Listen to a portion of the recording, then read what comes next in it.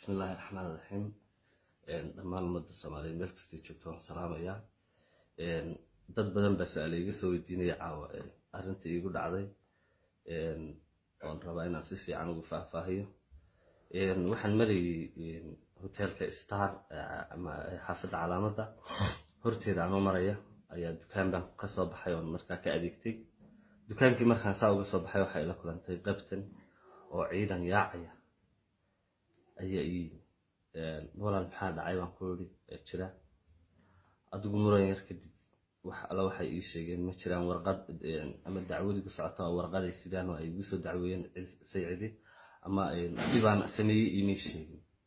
already adigu gacan baa la igu bilaabay ilaa dhowr iyo 10 askari ayaa gacan i qaaday nabarrada ii geystay ma goobtii bay kugu dileen marka ay ka heleen mise saldhig baa loo geeyay goobtu waa wadada dhexdeeda la igu garaacaya gaari baa la saaray ilaa intaan gaariga si saarnaa nabarra igu dhacay maxay ahaydey sidaas ay u dhacday saldhigii baa la geeyay wax dambi oo la igu haysta la iima sheegin warqad la iga soo gudbiyay lama sheegin saldhig waa kee loo geeyay saldhiga qurac dheer baa la geeyay oo bima laga qoray markii saldhiga loo geeyay hatta la iga qoray ma jiro waxaasan kugu haysanaa layma oran dibadun baa la isoo saaro la isoo tuuray hadda saldhiga gudihiisa jirdid miyaa lagu geystay nabarro way igu dhacayeen intaan sii socday ilaa markii la qaaday wax hadal ma istiraadeen nimankii meesha haystay markii kelmad bay igu yiraahdeen aad aan uga sii xumaaday runtii waxay igu yiraahdeen waan ku garanaynaa waliba heesahaagana aad baan u jecel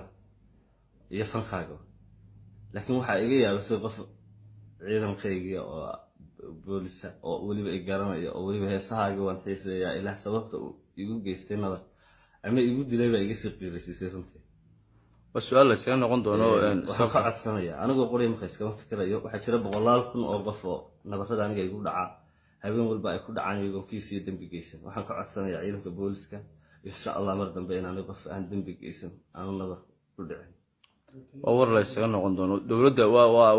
واحد جذب يتعدي كسر جذها الدولة يوم مجالات جذه هذا واحد شردل له جيستي قبل سلبرتي أو مجا عليه والله قرنا يقول بس هو قرنا يدم بالآن لو جت شردلي waad u jeedaa ninkan nabarrada ku yaala wajigiisa jirkiisa inta kale nabarrada ku yaala ka badan dhowr iyo 10 askari saldhiga qurac dheer ka tirsan ee magaalada Hargeysa muuqaalkaygaas cidii kasta uu soo gaaro waa in ay share garaysaa waa in la faafiyaa muuqaalka waa in jawaab degdegana sida ugu dhaqsaha badan laga soo dhiibaa